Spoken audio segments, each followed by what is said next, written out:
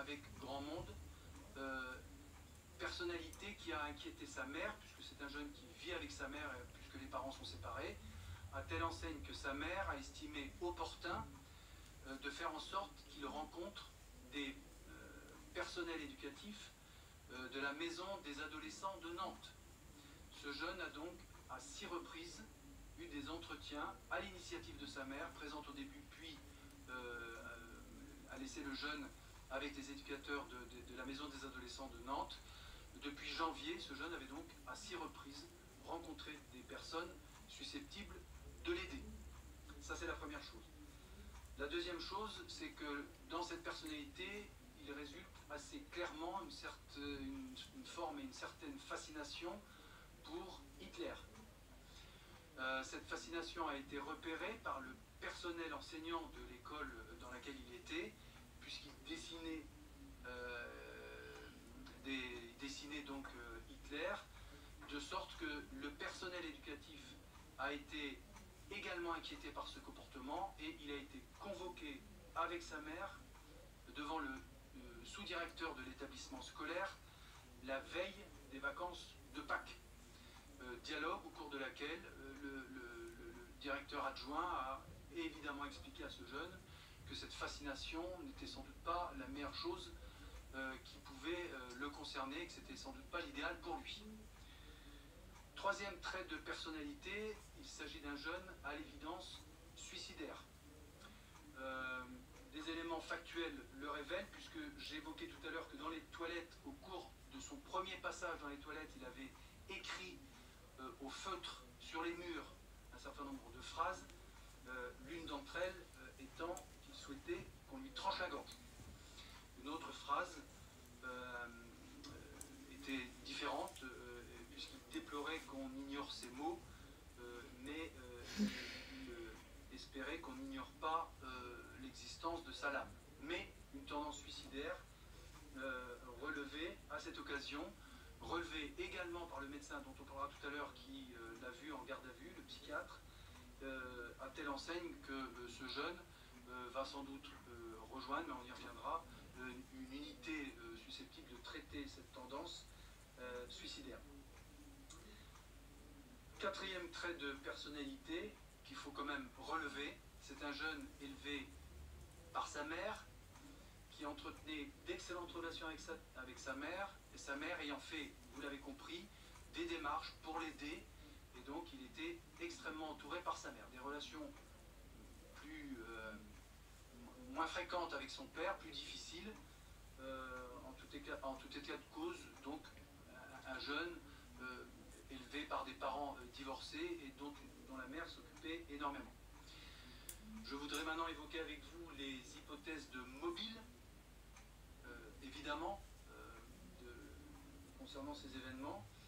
Lui-même n'en donne aucun dans son audition, en garde à vue, ou plus exactement, il a l'air de dire qu'il pourrait en donner plusieurs. Donc, à l'heure où nous parlons, où je vous parle, il n'y a absolument aucun mobile susceptible d'être évoqué devant vous d'une façon certaine. Sa personnalité, dont vous vous doutez bien qu'elle est évidemment complexe et qu'il faudra l'explorer par les médecins dont c'est le métier, des psychiatres, des experts, sur les mobiles, nous n'en avons pas en tant que tel. Il y en a qu'il faut écarter. Le premier mobile qu'on peut écarter, c'est une potentielle relation affective avec la jeune fille qu'il a tuée. Le paradoxe dans ce dossier, c'était que cette jeune fille qu'il a donc tuée, comme on l'a indiqué tout à l'heure, était la seule personne de ce lycée et de ses connaissances avec laquelle il pouvait avoir un dialogue qu'il estimait lui être de qualité. Donc, lorsqu'il entre dans la pièce et qu'il lui assène les coups de couteau en question, il ne la prend pas, contrairement aux 3 autres qui vont suivre. Ce n'est pas par hasard qu'il s'en prend à elle. C'est la seule personne avec laquelle il entretient de bonnes relations au sein du lycée. Quand je vous dis qu'il faudra explorer sa personnalité, vous me comprenez évidemment. Troisième chose qu'on peut dire, c'est le contenu largement diffusé et dans le détail duquel je ne reviendrai pas, sauf à dire que le contenu de ce message contient, donc pêle-mêle, un certain nombre de dénonciations concernant la mondialisation, concernant les méfaits de la technologie, concernant les méfaits de toutes les formes d'atteinte à l'écologie, concernant les méfaits des violences sociales, en tout cas c'est comme ça qu'ils les appellent, et enfin concernant les méfaits d'une société de l'information qu'ils qualifient de totalitaire. Ce message électronique, il indique l'avoir rédigé lui-même. Beaucoup de choses laissent à penser que ce sont des choses qu'il faudra effectivement vérifier. La qualité de la prose utilisée dans ce message peut effectivement nous questionner sur son auteur réellement.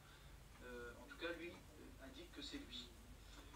Je précise en termes aussi d'explication et de mobile, ce jeune n'indique pas, et même quand on lui pose la question, indique n'avoir fait l'objet d'aucun harcèlement, ni à l'école, ni ailleurs, sauf à préciser qu'il avait quelquefois le sentiment qu'on le traitait un peu différemment des autres, mais il ne fait de reproche à personne à cet égard, et donc nous ne sommes pas dans l'hypothèse d'un harcèlement.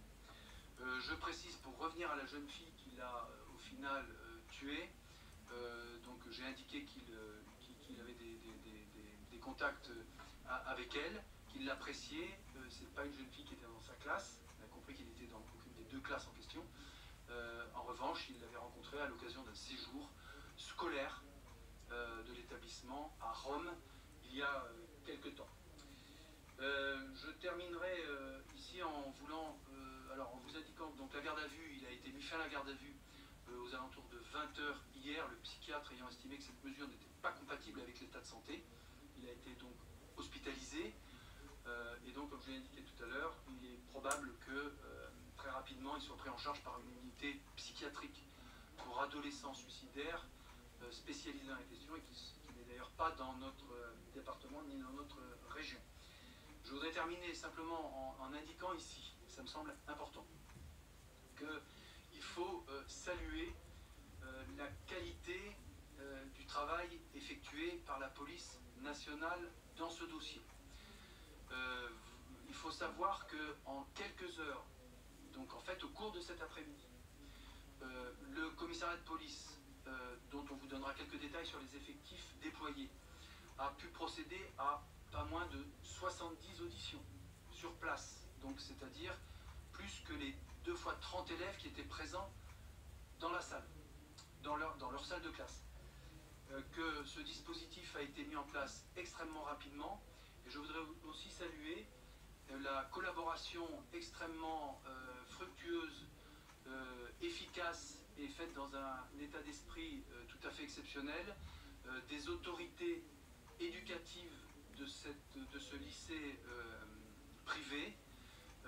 Je voudrais aussi saluer la qualité du travail des pompiers, dont une partie des psychologues a pu assister les parents de la victime lorsqu'ils se sont présentés sur les lieux, ainsi qu'assister à tous les élèves qui ont pu être traumatisés par les événements qu'ils ont vécus, et puis donc toutes les personnes présentes et l'ensemble, et la police nationale aussi, puisqu'elle a eu sa part dans ces événements en termes de traitement et de prise en compte dans le courant de l'après-midi.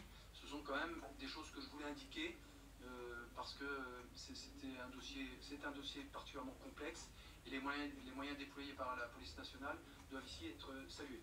C'est le moment peut-être où je vais laisser la parole à monsieur Eudes qui va vous dire et vous donner quelques détails sur le dispositif qui a été déployé et quant à moi je reviendrai après vers vous et répondrai aux quelques questions qui pourraient m'être posées.